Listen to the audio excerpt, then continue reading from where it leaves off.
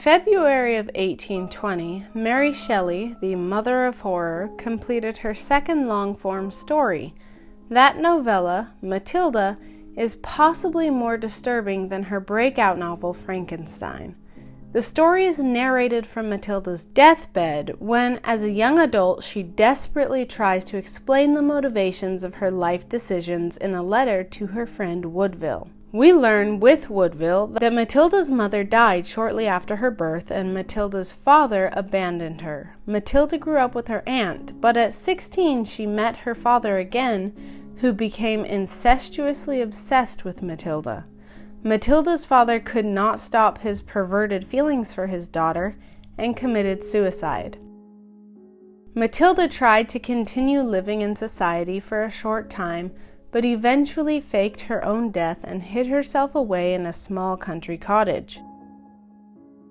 There she meets Woodville, a poet mourning the death of his fiancée.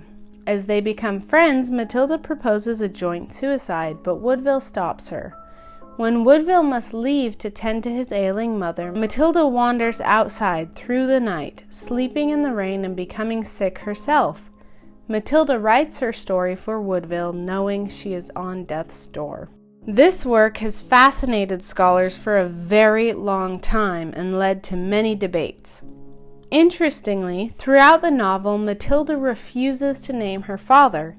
This and other indicators lead some scholars to celebrate the work as a darkly macabre feminist work, pulling the power of the narrative out of the father's hands and allowing Matilda to tell the story on her own terms.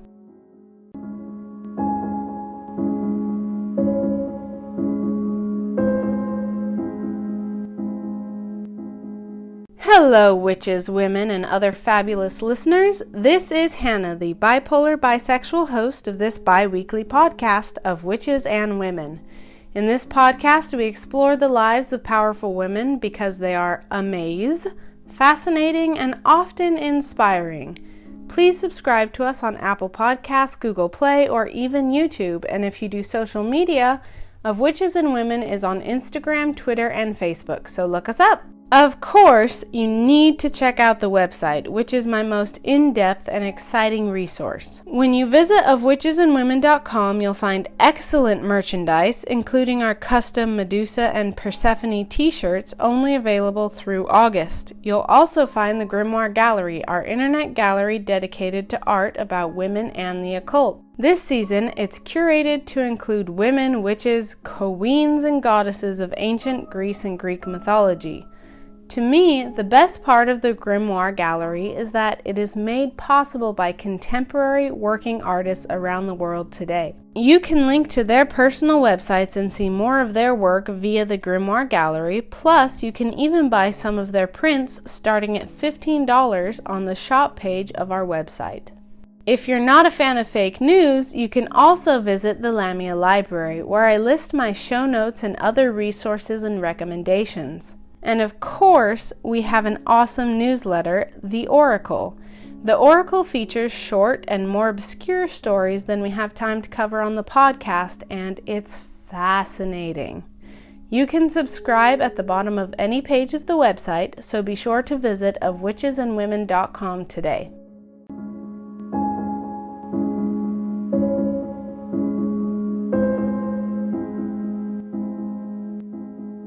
Today's episode is brought to you by Honestly Essential Oils. Unlike the essential oil barons, Honestly Essential Oils is a small family-run company with fewer employees than I have fingers and no soccer moms pushing their product.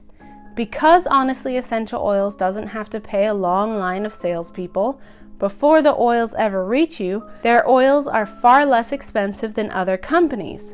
Plus, Honestly Essential Oils are sourced and tested by a separate company to ensure a high concentration of top quality oils in every bottle. Honestly Essential Oils are great for spell work, massages, or adding a fresh scent to your oil diffuser. You can try Honestly Essential Oils for yourself and get 10% off with your first order when you use the promo code WITCHES at checkout. So, go to honestlyessential.com today and use the promo code WITCHES at checkout for 10% off.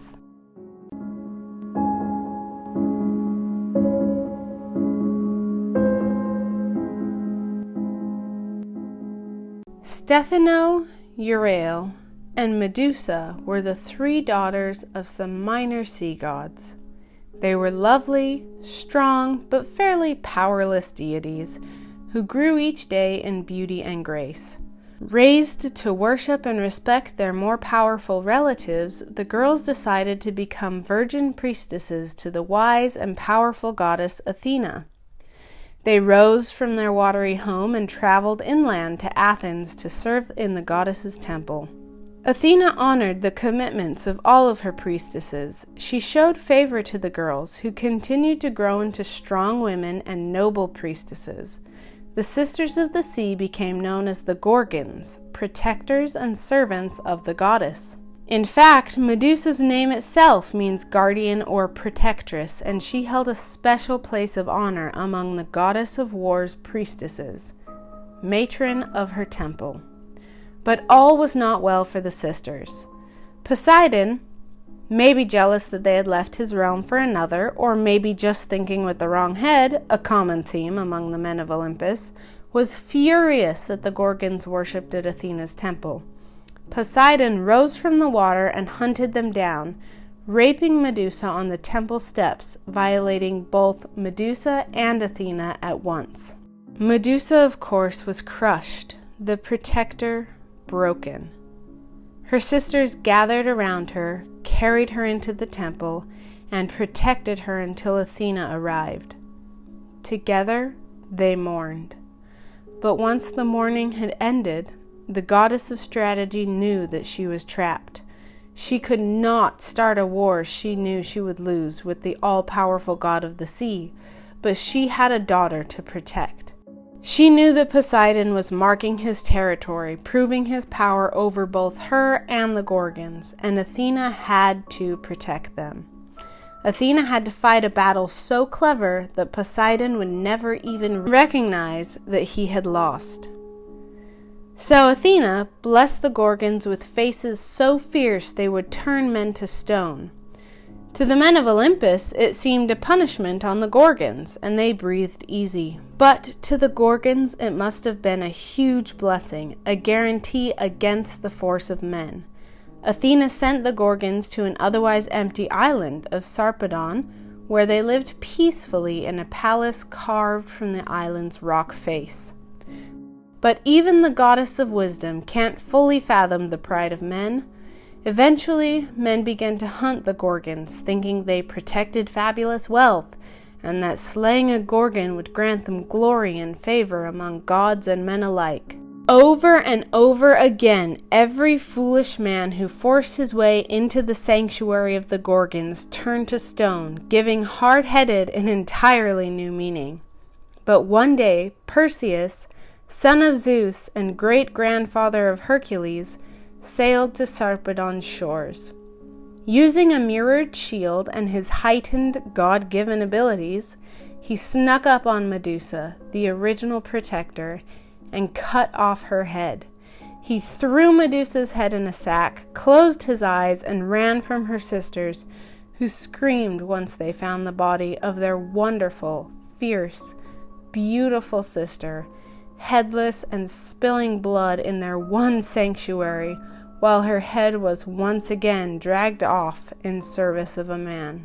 They wept day and night for their sister. Unwilling to risk hurting the innocent people of Greece by leaving the island to hunt for the man who had killed her, the Gorgons were trapped at last, no longer living together at home, but stuck in a dungeon of vivid memories. Perseus, in an act befitting a son of Zeus, both in hubris and stupidity, presented Medusa's head to Athena at the council of the gods. Athena was always in a precarious position in this council. Athena was loathed by Hera, her stepmother. She was one of only 3 virgin goddesses who refused to conform to the gods' patriarchal demands, and she was easily the biggest threat on the council due to her perfect balance of both feminine and masculine powers. When facing down Perseus as he attacked her priestess, she chose to keep the peace. She had no choice but to accept the head of the monster she had created. Athena mounted Medusa's head on her battle shield. Over the years, historians and poets have said that the move honored Perseus and was an act of dominance over the monster who dared to be raped on the steps of her temple. But Athena, goddess of strategy and warcraft, protector of women, has no higher place of honor to give her protector than the face of her shield. From that day forward, Medusa protected her goddess in every battle, battles which Athena always won, for none could look upon her shield, a reminder of Athena's cunning and a memorial of her one failure.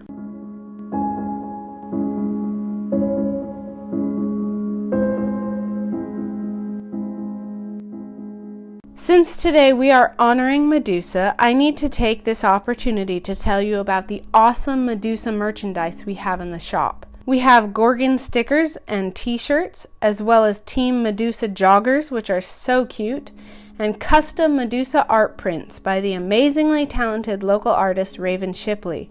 The Medusa artwork is available both as a print for your wall and as a t-shirt, so check out that merchandise today. We also have beautiful prints of Hecate by Maddie Ryan and some more lighthearted merchandise from past episodes like Pandora's reusable canvas tote bag, as well as merchandise that will make a lot more sense in a few episodes, like a shirt about Circe, the most powerful Greek sorceress, who really liked turning men into, well, you'll either have to wait for the episode and see, or find out by going to the website. When you buy art, either as a print or a t-shirt, the proceeds go to the hard-working artists who created it. And when you buy the other merchandise, I can afford to buy myself a Pop-Tart. So take a look at ofwitchesandwomen.com/shop.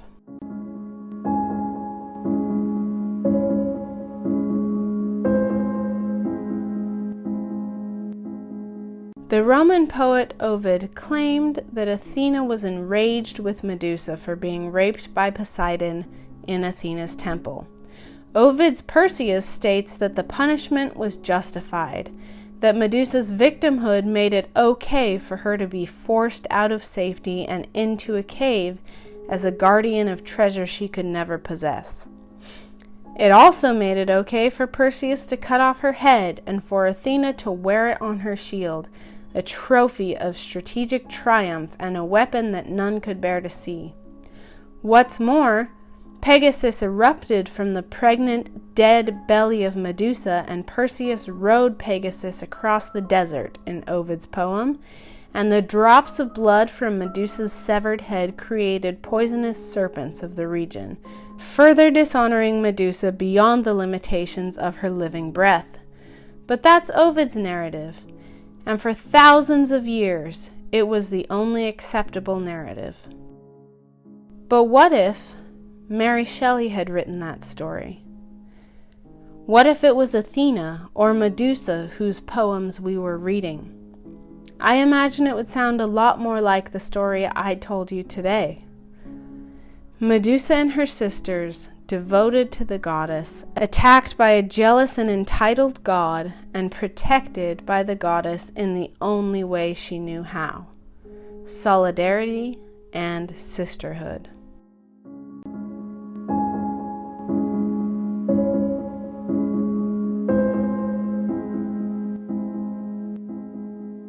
Today's charm is a mental exercise to help you release the frustrations of the past year so that you're ready to begin the new year afresh. Start by writing down things that frustrate you, things that you're embarrassed by, regrets of the years, setbacks you've had. You could do this over the course of a few days. Once they're all written down, roll up the paper you wrote them on and burn it in an empty sink. Be sure you have plenty of ventilation first, and watch as your frustrations burn. Focus on the physical reaction you have to those memories and disappointments.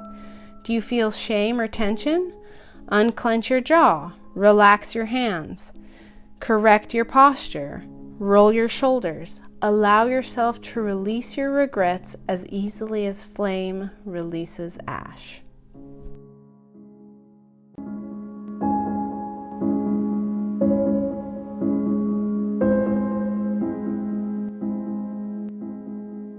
That's a wrap on today's episode. Thank you so much for listening. Be sure you and your friends are subscribed to Of Witches and Women, and please leave us a magical review on Apple Podcasts or Google Play so others can find and enjoy the show as well. Check us out on social media and look up the Of Witches and Women website for even more great content. Stay fierce, witches, and we'll catch you next time. Of Witches and Women is brought to you by SHH Media, LLC.